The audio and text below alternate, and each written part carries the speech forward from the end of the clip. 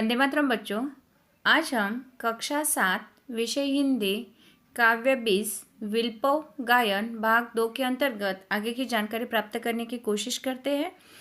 जैसे कि आपको पता है कि भाग 1 के अंतर्गत हमने कुछ जो पद है उनके बारे में भावार्थ समझने की कोशिश की थी। आज देखते हैं कि आगे भाग 2 के अंतर्गत जो हमारा बाकी था उसमें और कौन कौन सी जानकारी दी गई है।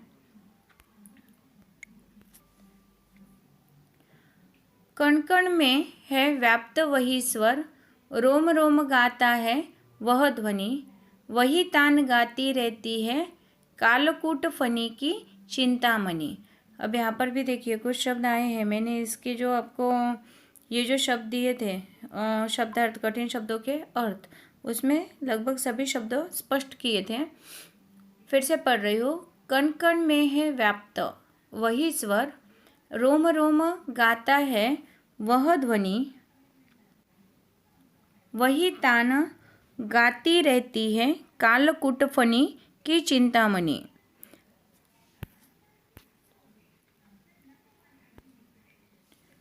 आज देख आया हूँ जीवन के सब राज समझ आया हूँ, आज देख आया हूँ जीवन के सब राज समझ आया हूँ, भ्रू विलास में महानाश के पोषक सूत्र परख आया हूँ, भूविलास में महानाश के पोषक सूत्र परख आया हूँ। अब देखिए यहाँ पर विल्पव गायन जो कविता है, इन पंक्तियों जो भी हमने अभी मैंने पंक्तियाँ पढ़ी है, उन पंक्तियों के द्वारा कवि कहना चाहते हैं कि संसार के हर एक कण में क्रांति का गीत समाया है। कवि क्या कहते हैं कि संसार के हर एक कण में क्रांति का गीत समा गया है, हर दिशा में से उसी की प्रतिध्वनि आ रही है। यानी कि संसार का हर एक कण है वो क्रांति का गीत मानो क्रांति के गीत में समाया हुआ है और हर दिशा से उसी की प्रतिध्वनि आ रही है। आपको पता है प्रतिध्वनि के एक बार अगर हम पहाड़ी इलाके में जाए और आवाज़ दे तो उससे क्या होता है, हमें रिफ्लेक्शन यानी कि उसकी प्रतिध्वनि सुनाई देती है। तो यहाँ पे कवि कुछ ऐसा ही कह रहे हैं कि संसार के हर एक कण में क्रांति का गीत समाया गया है मानो, और हर दिशा से उसी की प्रतिध्वनियाँ आ रही है। कहीं ना कहीं वही जो भी क्षण है या जो भी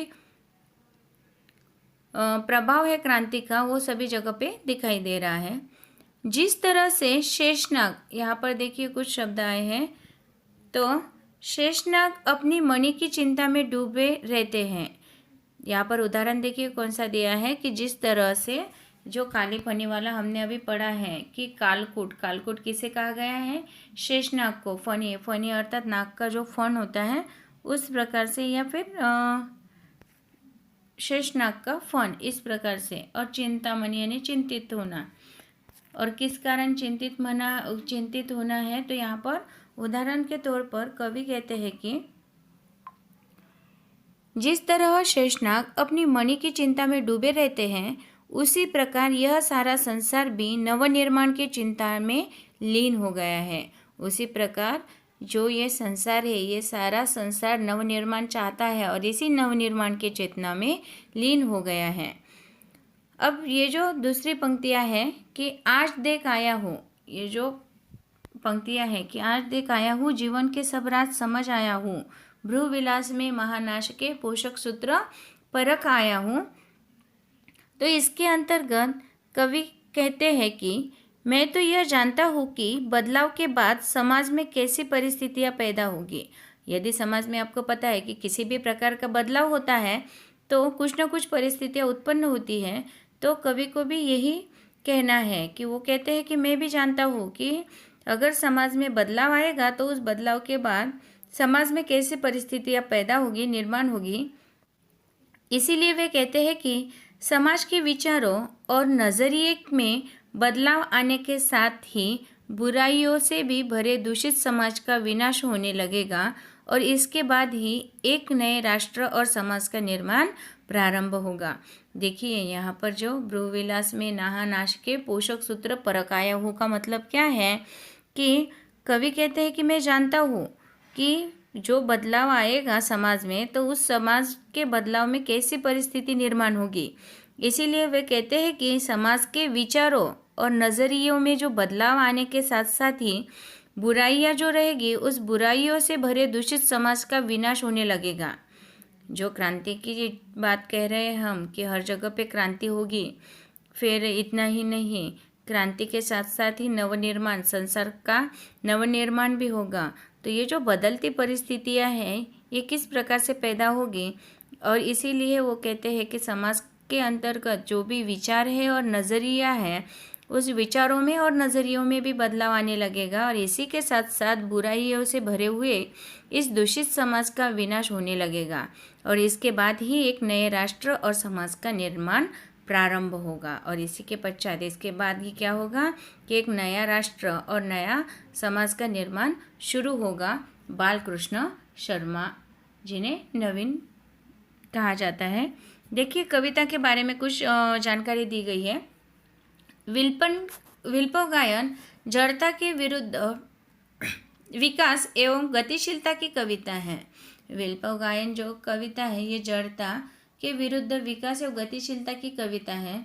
विकास और गतिशीलता को अवरुद्ध करने वाली प्रवृत्ति से संघर्ष करके कवि नया सृजन करना चाहते हैं, यानी नवनिर्माण करना चाहते हैं। इसीलिए कवि विल्पव के माध्यम से परिवर्तन की हिलोर लाना चाहते हैं, और इसी कविता के माध्यम से, विल्पव कविता के माध्यम से कवि समाज में नया दृष्टिकोण, नए विचार लाने चाहते हैं। देखिए, आगे देखते हैं प्रश्न अभ्यास। आशा करती हूँ आपको यह काव्य अच्छे तरीके से समझ में आया होगा। अब प्रश्न अभ्यास के बारे में थोड़ी बहुत जानकारी प्राप्त करने की कोशिश करते हैं।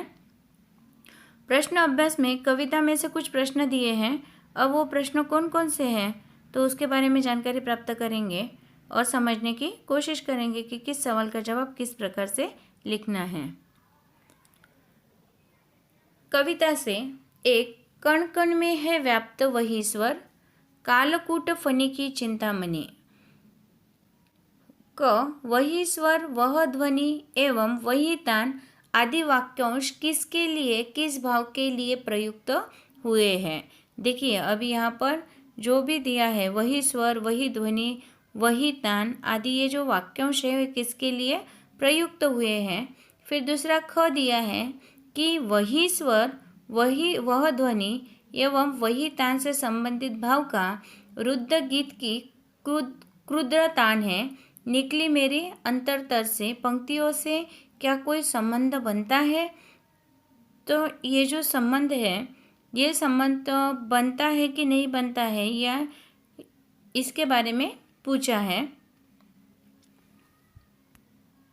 से लिख सकते हैं कि वही स्वर, वह ध्वनि एवं वही तान नवनिर्माण का रास्ता खोलने के लिए तथा जनजागृति का आह्वान करने के लिए प्रयोग किया गया है। इसके अलावा इन वाक्यांश का प्रयोग क्रांति की उस भावना के लिए प्रयोग किए हुए हैं जो हर और व्याप्त है। और फिर दूसरा दिया है ख का जवाब हम इस प्रकार लिख सकते हैं कि हाँ, वही स्वर, वही ध्वनि एवं वही तान से संबंधित भाव रुद्र गीत की कुद्र तान है। निकली मेरे अंतरतर से पंक्तियों में सही संबंध बनता है, क्योंकि कवि इन पंक्तियों में वर्तमान व्यवस्था के प्रति आक्रोश है। वही क्रांति गीत के रूप में निकल रहा है, वही क्रांति रोम रोम में घुलकर प्रतिध्वनित होने लगती है। इस प्रकार इसका जवाब हम लिख सकते हैं। आगे देखते हैं। प्रश्न 2 है, नीचे दी गई पंक्तियों का भाव स्पष्ट कीजिए। सावधान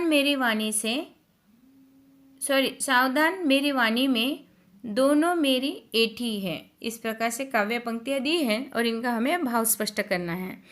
तो देखिए बच्चों, इसका भाव हम इस प्रकार से स्पष्ट कर सकते हैं कि इन पंक्तियों का भाव यह कहे कि कवि लोगों को परिवर्तन के प्रति सावधान करते हैं और वीणा से कोमल स्वर निकालने की बजाय कठोर स्वर निकालने के कारण उसकी उंगलियों की मिजराबें टूटकर गिर गई, जिससे उसकी उंगलियां ऐंठकर घायल हो जाती हैं।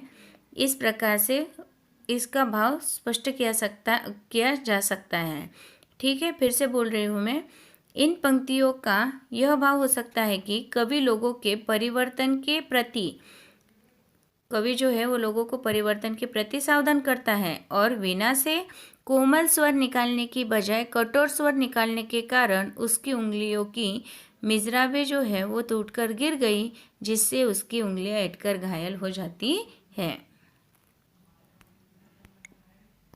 देखिए बच्चों, आशा करती हूँ भाग 2 के अंतर्गत मैंने आपको जितनी भी जानकारी दी गई वो आपको अच्छे तरीके से समझ में आई होगी। इसके आगे की जानकारी जैसे दिया है कविता से आगे जो भी प्रश्न है इसकी जानकारी हम भाग 3 के अंतर्गत पढ़ने की कोशिश करेंगे। तब तक के लिए धन्यवाद।